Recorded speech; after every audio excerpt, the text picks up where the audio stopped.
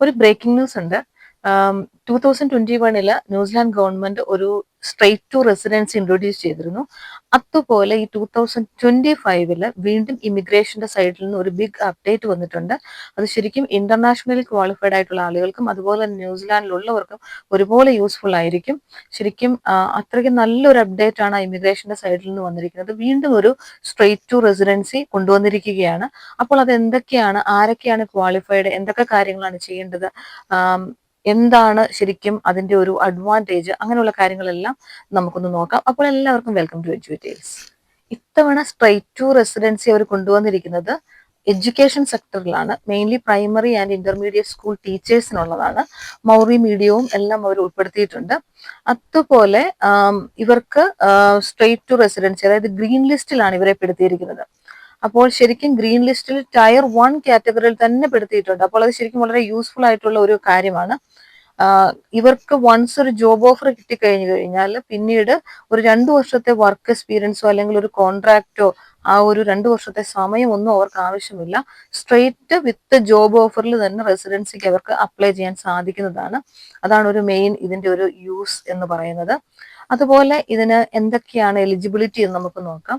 ഇവർ പറയണത് teaching council അംഗീകരിച്ചിട്ടുള്ള, ന്യൂസിലാൻഡ് ടീച്ചിങ് കൗൺസിൽ അംഗീകരിച്ചിട്ടുള്ള ആ ക്വാളിഫിക്കേഷൻ മസ്റ്റായിട്ട് ഉണ്ടാകണം. അത് ടീച്ചിങ് കൗൺസിൽ ന്യൂസിലാൻഡ് വെബ്സൈറ്റിലുണ്ട്, നിങ്ങൾക്ക് ചെക്ക് ചെയ്യാം. അതുപോലെ ഇന്റർനാഷണലി ക്വാളിഫൈഡ് ആയിട്ടുള്ള ആളുകളാണെങ്കിൽ നിങ്ങൾക്ക് NZQA, അതായത് ന്യൂസിലാൻഡ് ക്വാളിറ്റി അതോറിറ്റി എന്ന് പറയുന്ന ആ qualification authority, New Zealand qualification authority എന്ന് പറയുന്ന ആ ഒരു വെബ്സൈറ്റിൽ കയറി ചെക്ക് ചെയ്ത് കഴിഞ്ഞാൽ നിങ്ങൾക്ക് അതിന്റെ ഇൻഫർമേഷൻ കിട്ടും. ഫസ്റ്റ് നിങ്ങൾക്ക് ക്വാളിഫിക്കേഷൻ ഓക്കെ ആണെന്നുണ്ടെങ്കിൽ നിങ്ങൾ ആ ടീച്ചിങ് കൗൺസിലിൻ്റെ അകത്ത് കയറി, ടീച്ചിങ് കൗൺസിൽ ന്യൂസിലാൻഡിൽ കയറി ഇത് രജിസ്റ്റർ ചെയ്യുക, അപ്ലൈ ചെയ്യണം, രജിസ്റ്റർ ചെയ്യണം. വൺസ് രജിസ്ട്രേഷൻ കിട്ടിക്കഴിഞ്ഞു കഴിഞ്ഞാൽ സീക്ക് അല്ലെങ്കിൽ എഡ്യൂക്കേഷൻ ഗസറ്റ് പോലുള്ള വെബ്സൈറ്റുകളിൽ നിങ്ങൾക്ക് ജോബ് അപ്ലൈ ചെയ്യാവുന്നതാണ്. ഏതെങ്കിലും ഒരു അക്രഡിറ്റർ എംപ്ലോയർ വഴി നിങ്ങൾക്ക് ജോബ് ഓഫർ കിട്ടിക്കഴിഞ്ഞാൽ ഈ ജോബ് ഓഫർ വെച്ച് നിങ്ങൾക്ക് സ്ട്രേറ്റ് ടു റെസിഡൻസിയിലേക്ക് തന്നെ അപ്ലൈ ചെയ്യാൻ പറ്റുന്നതാണ്. അപ്പോൾ ശരിക്കും ഇവിടെ പഠിക്കാൻ വരുന്നവരാണെങ്കിലും അല്ലെങ്കിൽ ഇവിടെ പഠിത്തം കഴിഞ്ഞവരാണെങ്കിലും ഇപ്പോൾ നാട്ടിലോ ഇവിടെയോ ടീച്ചിങ് ക്വാളിഫിക്കേഷൻ ന്യൂസിലാൻഡ് കൗൺസിൽ പറയുന്ന രീതിയിലുള്ള ക്വാളിഫിക്കേഷൻ ഉള്ളവരാണെങ്കിൽ ശരിക്കും ഇതൊരു നല്ല ഓപ്പർച്യൂണിറ്റിയാണ്. നിങ്ങൾക്ക് ശരിക്കും നിങ്ങളുടെ ആ ക്വാളിറ്റി അസസ്മെന്റിന് ശേഷം രജിസ്ട്രേഷൻ എടുക്കുക. രജിസ്ട്രേഷൻ എടുത്തതിന് ശേഷം നമ്മൾ പറഞ്ഞതുപോലെ ജോബിന് വേണ്ടി സെർച്ച് ചെയ്യുക. ജോബ് ഓഫർ കിട്ടിയതിന് ശേഷം സ്ട്രേറ്റ് ടു റെസിഡൻസിക്ക് അപ്ലൈ ചെയ്യുക. ഇതിന് കുറച്ച് ഫീസും മറ്റു കാര്യങ്ങളും ഒക്കെ ഉണ്ട്. അത് നിങ്ങൾക്ക് ഈ വെബ്സൈറ്റിൽ നിന്ന് കിട്ടുന്നതായിരിക്കും.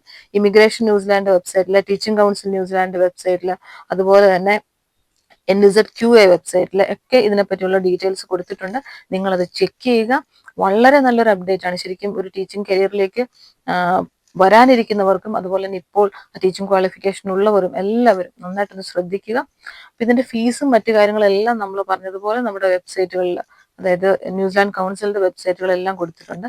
ഈ സൈറ്റുകളെല്ലാം തന്നെ നമ്മൾ നമ്മുടെ ഡിസ്ക്രിപ്ഷൻ ബോക്സിൽ കൊടുക്കുന്നതായിരിക്കും. നിങ്ങൾ അതൊന്ന് ചെക്ക് ചെയ്ത് നോക്കുക.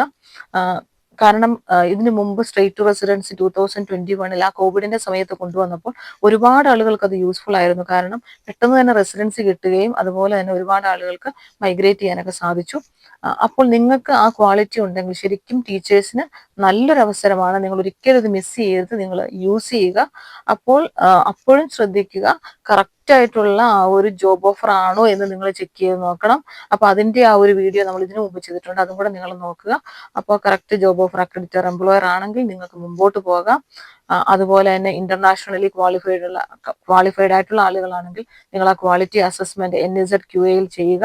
അപ്പോൾ അത് അവർ അംഗീകരിക്കുകയാണെങ്കിൽ പിന്നീട് രജിസ്ട്രേഷൻ എടുക്കുന്നു, മുമ്പോട്ട് പോകുന്നു. അപ്പോൾ ഇതൊക്കെയാണ് പ്രോസസ്സ്. അപ്പോൾ നല്ലൊരു അപ്ഡേറ്റ് ആണ്. അപ്പോൾ ആരും മിസ് ചെയ്യരുത്. അപ്പോൾ മറ്റൊരു വീഡിയോയുമായി നമുക്ക് വീണ്ടും കാണാം. Thank you for watching.